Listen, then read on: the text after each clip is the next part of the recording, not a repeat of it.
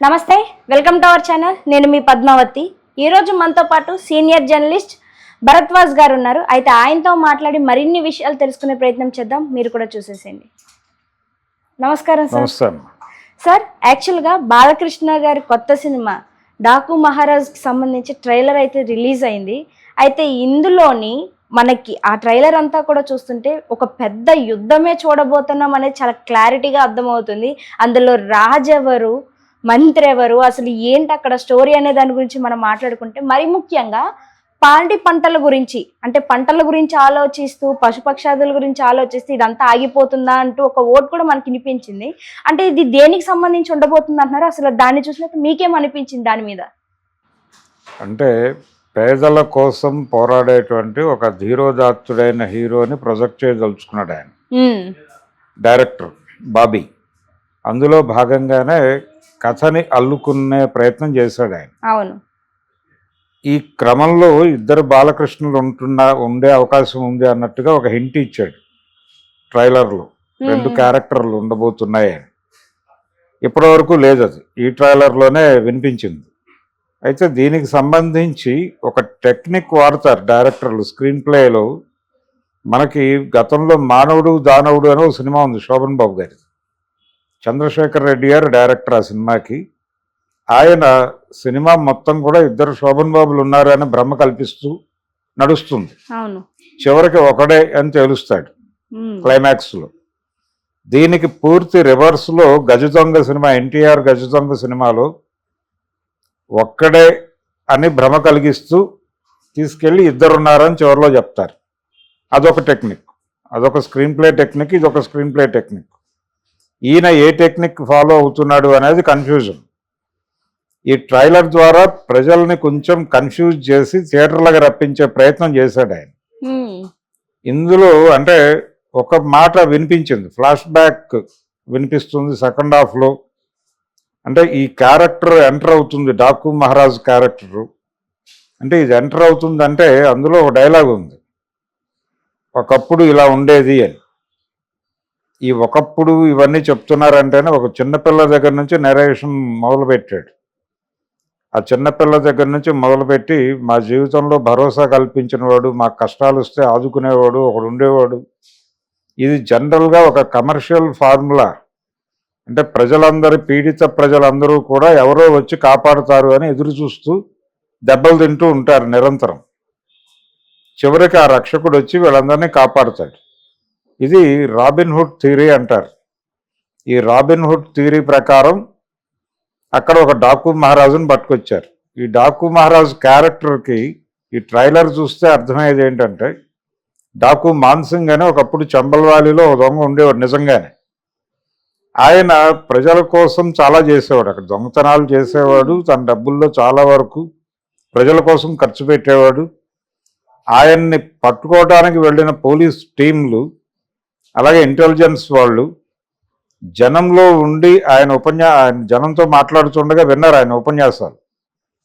విన్న తర్వాత వాళ్ళు వచ్చి నివేదికలు రాశారు, ఆయన దొంగలా లేడు, ప్రజల నాయకుడిలా ఉన్నాడు, ఆయన ప్రజల సమస్యల మీద చాలా స్పష్టమైన అవగాహనతో మాట్లాడుతున్నాడు అని రాశారు అప్పట్లో. ఇది రికార్డుల్లో ఉంది. సో అతని లైఫ్ ఏదో కొంత తీసుకుని సినిమాలో వాడే ప్రయత్నం చేశారు అనేది ఈ ట్రైలర్ చూస్తే అర్థమవుతుంది. ఇలా ఆ క్యారెక్టర్ని ఎలివేట్ చేస్తూ ప్రజలని బాధలకి గురి చేయటం అనేది కార్పొరేట్ కంపెనీల నుంచి జరగచ్చు. ప్రజెంట్ సినారియోలోకి వచ్చి వాళ్ళని అడవుల్లో నుంచో లేకపోతే మరో ప్రదేశం నుంచో బయటకి గెంటేసి నిర్వాసితులను చేసే ప్రయత్నం చేయొచ్చు. దాన్ని అడ్డుకోవటానికి వాళ్ళకు ఒక మహాశక్తి కావాలి. ఆ శక్తి ఒకవేళ 2 క్యారెక్టర్లు అనుకుంటే ఒక బాలకృష్ణ వచ్చి అడ్డుకునే ప్రయత్నం చేస్తాడు. చేస్తే ఇతని నేపథ్యం ఏమిటి అనే దగ్గరికి వెళ్ళినప్పుడు ఫ్లాష్ బ్యాక్లో ఆ క్యారెక్టర్ రివీల్ చేయొచ్చు అనేది ఒక పద్ధతి.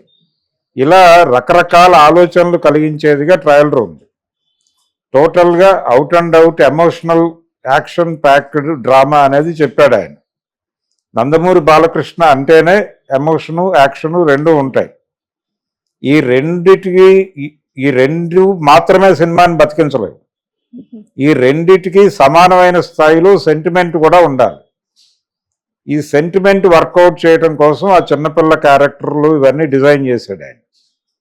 డిజైన్ చేసి ఈ ప్రజల కష్టాలు ఇవన్నీ కూడా సెంటిమెంటల్గా రైజ్ చేసి దాని మీద ఈ యాక్షన్ నడుపుతాడు.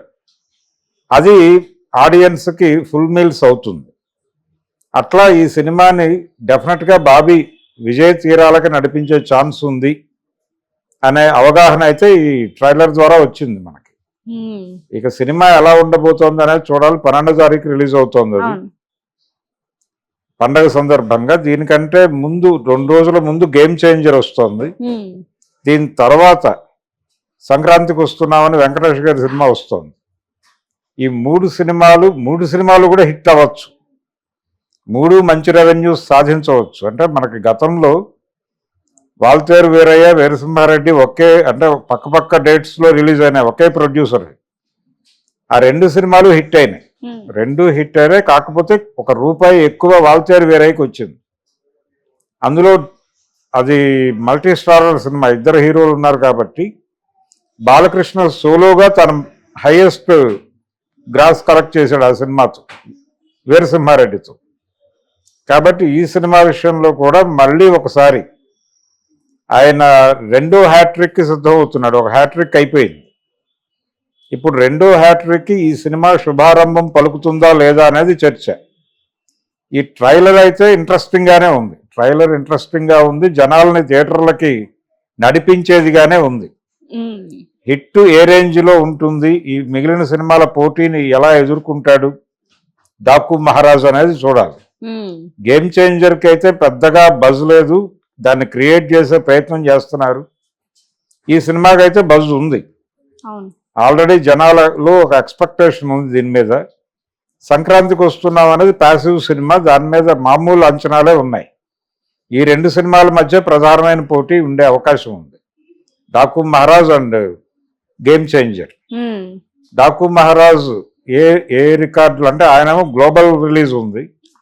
ఈయనది కూడా పాన్ ఇండియా లెవెల్లో అవకాశం ఉన్న మేరకు ప్రమోట్ చేస్తున్నారు.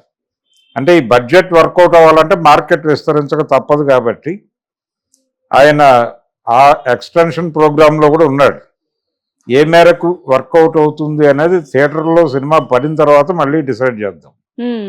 నిజంగా సార్, అంటే మీరు నాకు 2 స్టోరీస్ చెప్పారు. ఆ రెండింటిని చూసుకుంటే గనక మనకి KGF స్టోరీ ఒకటి కలుస్తుంది దాంట్లోనే. లైక్ మీరు చెప్పిన దాంతో చూసుకుంటే ఎవరు వస్తారు, మనల్ని ఎవరు కాపాడుతారని చిన్నపిల్లలకి స్టోరీ చెప్పి ఆకర్షించడానికి చూస్తారు. అండ్ 2 వచ్చేసి డబుల్ యాక్షన్ గురించి ఆలోచిస్తే కనుక చిరంజీవి గారిది ఖైదీ నెంబర్ 150 సేమ్ ఇదే టైప్ లో ఉంటుంది, డబుల్ యాక్షన్ తోటి. సో ఈ రెండిట్లో మనం ఏది ఊహించుకోవచ్చు అంటారు మీ ఉద్దేశం ప్రకారం? అంటే ఇవన్నీ కమర్షియల్ ఫార్ములానే. ఇప్పుడు KGF లో అతను వాడింది కూడా ఇదే టెక్నిక్. ప్రజలందరూ అది రాబిన్హుడ్ థియరీనే. అవును. అంటే నిజానికి ప్రజలను ఆ భ్రమల్లో ఉంచటం అనేది తప్పు. అవును. ప్రజలు వాళ్ళ సమస్యలు వాళ్ళే పరిష్కరించుకోగలిగే చైతన్యం ఇవ్వగలగాలి ఎవరైనా సరే. అది కాకుండా వాళ్ళందరూ అలా తన్నులు తింటూ దీనంగా ఎవరో వచ్చి కాపాడుతారని. అంటే శ్రీశ్రీ గారి పాట ఒకటి ఉంది, ఎవరో వస్తారని ఏదో చేస్తారని ఎదురు చూసి మోసపోకుమా నిజం తెలిసి మసలుకో అని చెప్పేసి ఒక పాట రాశాడు ఆయన భూమి కోసం సినిమాలో. ఆ పాటలో ఇన్ టోటల్ మీకోసం ఎవరూ రారు, మీ కష్టాలు మీరే తీర్చుకోవాలి, మీ కష్టాలు తీర్చుకోవడానికి మీరే ఏదైనా యాక్షన్ ప్లాన్ రూపొందించుకోవాలి తప్ప ఎవరో వస్తారని ఎదురు చూస్తే మోసపోవడం మాత్రమే జరుగుతుంది, అది ఎవరు చెప్పినా నమ్మకండి అని చెప్తాడు ఆ పాటలో ఆయన. దాదాపుగా అదే చెప్పాలి. కానీ కమర్షియల్ ఫార్ములాలో హీరోని ఎమర్జీ చేయాలంటే ఇదే పద్ధతి. జనాలు అలా తన్నులు తింటూ తింటూ ఉంటారు, ఎవరో రక్షకుడు వస్తాడని ఎదురు చూస్తూ ఉంటారు, వాడు దైవ స్వరూపంలాగా వస్తాడు. అది అనేక సినిమాల్లో చూస్తున్నాం మనం. ఒక సినిమా కాదు, ఈ మధ్య వచ్చినటువంటి అన్ని సినిమాల్లోనూ అదే ఉంటుంది. కాకపోతే దీనిలో కొంచెం వైలెన్స్ ఇదంతా కూడా డోస్ పెంచారు. అంటే ఈ ప్రొడ్యూసర్ గారికి ఒక ఇన్ఫ్లుయెన్స్ ఉంది నాగవంశీకి. ఆయన జైలరు, విక్రమ్ సినిమాలు చూసి స్ఫూర్తి పొంది బాలకృష్ణతో ఈ ప్రయోగం చేస్తున్నాడు. అందుకని ఆ సినిమాల తాలూకా ప్రభావం కూడా ఉంటుంది ఈ సినిమా మీద. అందుకని యాక్షన్ ఎపిసోడ్స్ చాలా గ్రాండ్ గా ఉంటాయి. అది డాకు మహారాజ్ సినిమా గురించి నా అభిప్రాయం. నిజంగా సార్, మీరు చెప్పిన దాన్ని బట్టి ఆలోచిస్తుంటే ఈ సినిమాపై ఇంకా భారీ అంచనాలు నెలకొంటున్నాయి. మరి సక్సెస్ అనేది ఏ విధంగా వస్తుంది అనేది రిలీజ్ అయిన తర్వాత చూడాలి మీరు అన్నట్టుగాను. బట్ అంతవరకు కూడా ఈ ఏదైతే ఇవి రిలీజ్ అవుతున్నాయి ఇవన్నీ కూడా ప్రతి ఒక్కరిని ఆకర్షిస్తున్నాయి థియేటర్ వైపు. అంటే 3 సినిమాలు సస్టైన్ అవ్వచ్చు, 3 సినిమాలు హిట్ చేసేటువంటి కెపాసిటీ సంక్రాంతి పండగకు ఉంటుంది. ఈ సినిమా చూసి ఇమ్మీడియట్ గా ఆ సినిమాకి వెళ్ళిపోతారు జనాలు. అవును, ఆ పండగ హాలిడేస్ ఉంటాయి, కొంత వెసులుబాటు ఉంటుంది, సరదాగా 2-3 సినిమాలు చూస్తారు. చూసే పరిస్థితి ఉండేది ఇదివరకు.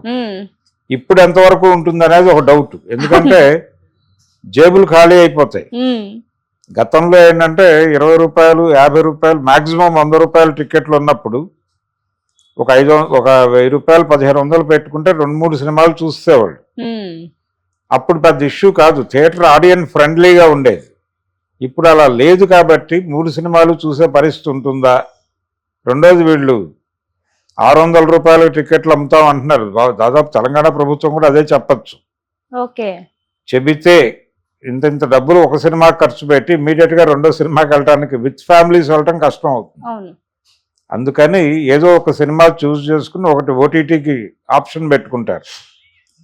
ఇప్పుడు కనిపిస్తున్నది ఏంటంటే సంక్రాంతికి వస్తున్నాం అనేది ఓటీటీకి ఆప్షన్ పెట్టేసుకుని ఉన్న డబ్బులు ఈ 2 సినిమాలకి ఖర్చు పెట్టేస్తే సంక్రాంతికి వస్తున్నాం అనే వెంకటేష్ గారి సినిమా మళ్ళీ ఇబ్బంది పడే అవకాశం ఉంది. అందుకని ఆల్రెడీ పుష్ప 2కి చూసాం. అది పుష్ప 2 రిలీజ్కి ముందు వారం రిలీజ్ అయిన చిన్న సినిమాలు ఏవి కూడా థియేటర్లో జనాల్ని రప్పించలేకపోయినాయి. కారణం ఏంటంటే జనాలందరూ డబ్బులు దాచేసుకున్నారు పుష్ప కోసం.